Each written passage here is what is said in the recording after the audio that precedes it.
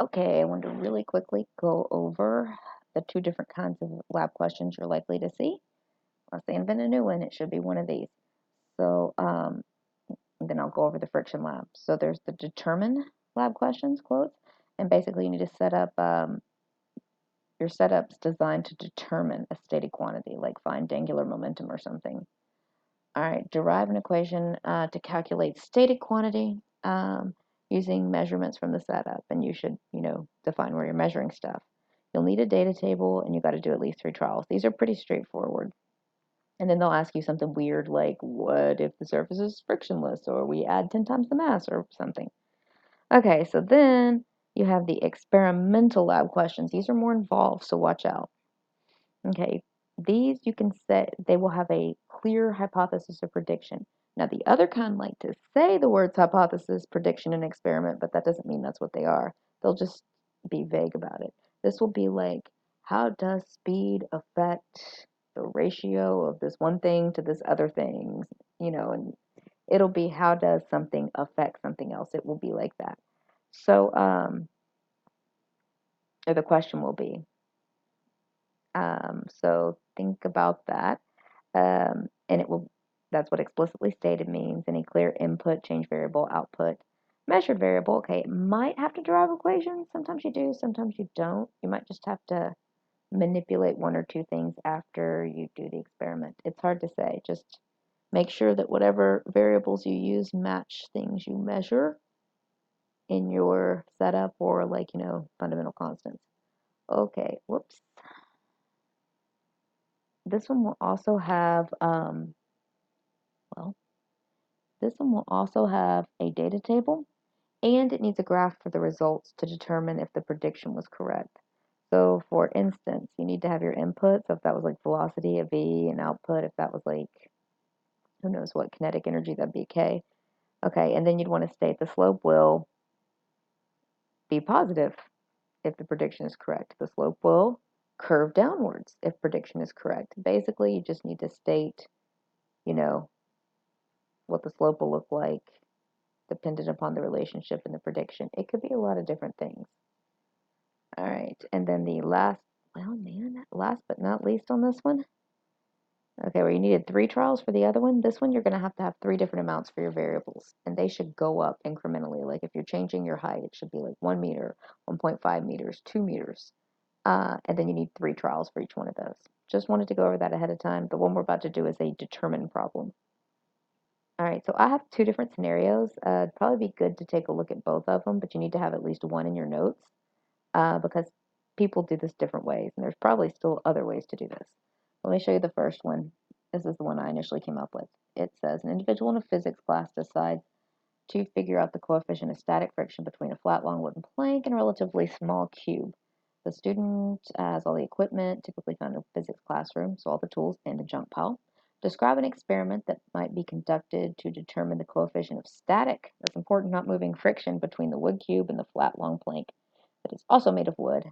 For first part, draw and label an experimental setup. See, they're using that word experimental, but we're just determining something like the coefficient of friction. See, figure out, determine. Um, in your diagram, include all quantities, so like mass, length, time, whatever, that must be measured and indicate via statement or drawing the equipment needed to measure. I think I cut it off at those quantities. Um, anyway, let's take a quick look. I've got a cube. I've got a video camera held by student 1. It says record spring scale until acceleration of cube. I've got a light. Stroke at the plank. This is important. Plank firmly attached to floor. Didn't say how, doesn't matter. Level floor on earth. Student 1 pulls the string until cube accelerates. Now, this is something the graders will appreciate. See how I used the blue to show measurements and measurement tools? So put before you begin, mass cube, digital balance, m sub c equals mass of cube. All right, and then I've got spring scale attached to cube and string to measure force of tension at T in newtons. All right, so that's part A, and this is what you get points for this. You get 1 point for something that's feasible. So did I need a space station? No, I did not. I didn't need anything weird, a rocket pack. I mean, it's just like that stuff that most people would have. Okay, so that's a point. Then you get a point for making measurements. So I said I was going to measure the force of tension and mass, and these would both help me calculate the coefficient of friction, static friction. And then did I list the tools? Spring scale, force, balance, mass. Yes, I did. So that is 3 points. Okay, now describe the procedure to conduct the experiment. Your procedure should enable classmates to replicate your experiment. Think freshman to replicate your experiment. Indicate any necessary steps to reduce uncertainty in your experiment. So that's a lot. So first thing you'll notice, I didn't draw the table first. That's just the only place I had room. But I do have a table. It does have average in 3 trials. That is experimental error thing right there. Then I said mass the cube on the digital balance. Record the mass MC in the table. So even though I kind of had that in the step before, I explicitly stated that's what you needed to do. Okay, then B, or B, this is 2 right here. Student 1 begins to pull the string, being careful to keep it parallel to the plank, as student 1 begins filming the spring scale. As soon as the cube begins to accelerate, student 1 stops pulling and student 2 stops filming. Review the video to find the tension, F sub t, when the block began to accelerate, record in the table, and repeat 2 through 4 2 more times. So I've again covered myself with the experimental error. And you get a point if this matches your picture. You get a point if those measurements can actually be made. It wasn't like, you have the scale underneath the floor or something. It's like possible to actually get your measurements. And you get a point for reducing the experimental error. So 3 points on this one. So now, using the terms for the measured quantities defined in Part A, derive an equation for the coefficient of static friction. Okay, this can be different depending on your setup, so that's kind of weird. It's kind of hard to see. I drew a frame of reference. You don't necessarily have to do that. I just did that. The habit. All right, so I drew a free body diagram where the forces in the y direction, normal force and weight, are balanced or look roughly balanced, and the forces in the x direction, because it's static friction, force of tension and force of friction are balanced. All right, it's hard to read, but I put A sub x and A sub y are both 0 when the static friction is greatest. And I put Newton's second law. You can write the words Newton's second law if you want, but I just wrote the equation, and I also have the equation for friction. Notice this is equal. This is because this is whenever the static friction, the coefficient of friction are at their maximum. So anyway, since you have acceleration of 0, normal force, the magnitude of normal force is equal to the magnitude of weight, and the magnitude of force of tension is equal to the magnitude of force of friction. So I'll just plug that in. I put in force of tension for force of friction, mu sub s, and then weight for normal force, and I solve it and get this. Double check, can I measure the force of tension? Yes, with a spring scale. Can I measure the weight? The mass I can measure with a balance. G is gravitational field, so that's the constant. We are good.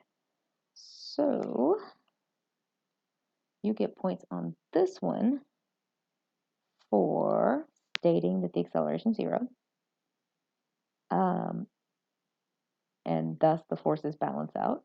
And stating Newton's law or using Newton's law somehow, I stated it, that's always good. And for the correct expression that has things that can be measured. So 3 points on this one. So we've already used up 9 points, so the other ones aren't worth as much. But now I'm going to show you another way to do this with a ramp. And I think more of you did it that way. Okay, so this one has a student for the setup holding the plank. The cube's at the top of the plank, and it's got the plank, and hope we can read this. It says, the plank, I put tape, it's kind of a blob there, to firmly fix plank into floor without covering the surface. I put level floor or earth, meter stick to measure the cube's height, h sub c, when it starts to slide. Label the student. I put the before you begin with the mass and the scale again, or the balance. You can say balance or scale. Balance is better. Protractor to measure the angle of elevation theta, or angle above the floor or whatever. And then the plank. So that's the setup. Is this possible? Very much so. did I find quantities that could help me measure for static coefficient of static friction? The height, the coefficient of friction. Yes, I did. Okay, and did I put the tools to measure them? Protractor, balance, meter stick. Yep, 3 points on this one. All right, now going on to the procedure. Okay, mask the cube on a digital balance, a recording table. My table's at the bottom. Student lifts the non-taped end above the floor of the plank, above the floor until the cube starts to slide down from the plank.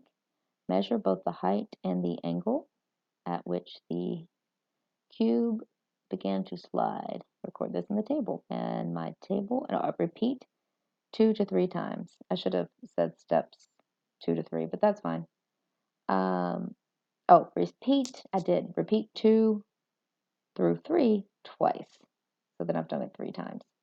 So that's good. So I've got a table with the mass, height, and theta, and I have the average. So again, does this go with the picture? I believe it does. Okay, is it possible to actually get the measurements?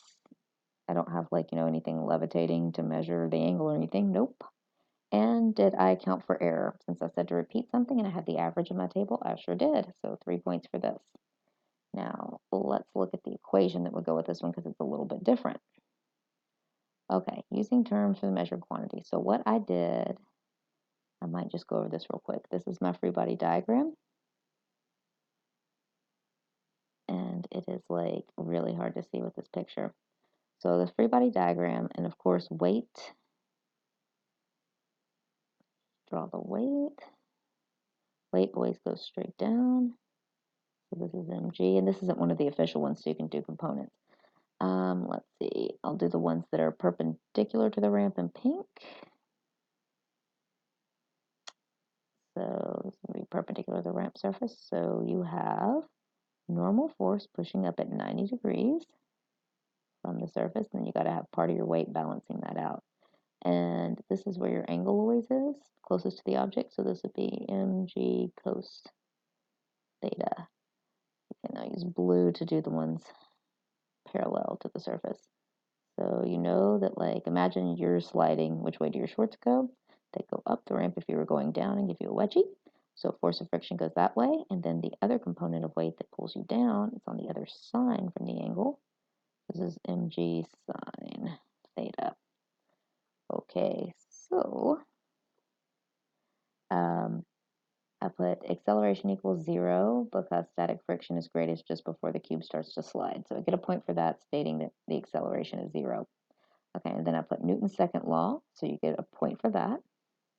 And oh yeah, this says it's 0, and it has to go with this to where the normal force equals mg cosine theta.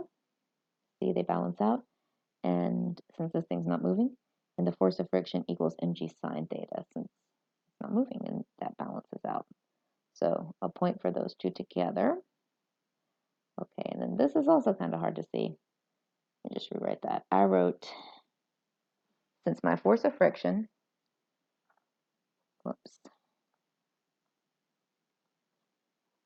Okay, and I also wrote like force of friction equals mu sub s normal force, or the magnitude of those. So down here, I wrote mg sine theta, because that's what equals the force of friction, equals mu s, and then your magnitudes, mg cosine theta, because that's equal to my normal force. And then I just solved it for mu sub s. So I subtracted mg cosine theta, that cancels out, and mg cosine theta here. So your mg's cancel out, and you are left with mu sub s equals sine theta over cosine theta. And yeah, if you're in pre-calc, you might know what that is. Just leave it. Don't take that chance. You don't need to change this. This is fine. You can get a number with that, no problem. So anyway, again, you get a point. Yeah, a point for Newton's law, and then we get a point for the expression. So that's, again, 3 points. All right.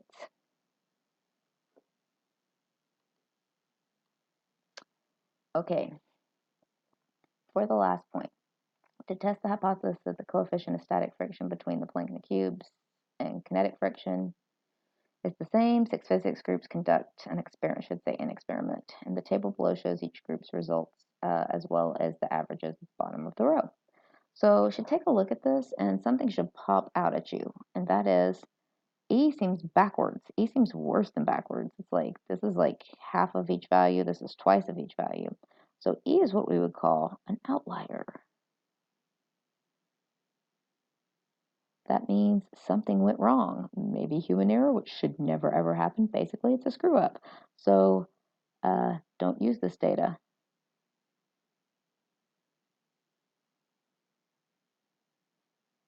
Don't use the data. Okay.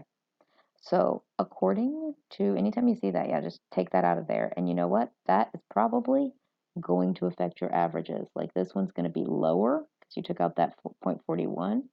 And this one is likely going to be higher because you took out the 13. So according to these data, which of the following conclusions can be made about the hypothesis of the equivalent of the coefficient of friction, static friction, and kinetic friction? Okay, basically, let's see that that the coefficient of friction is not equal to the static friction coefficient of friction, or the kinetic, or that the kinetic is equal to. It's the first one. It is not equal to, and this is what you would write.